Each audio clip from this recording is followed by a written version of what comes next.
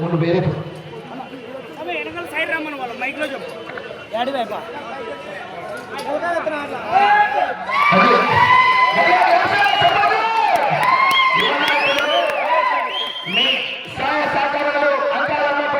జాతర ప్రతి సంవత్సరం కూడా ఉండాలని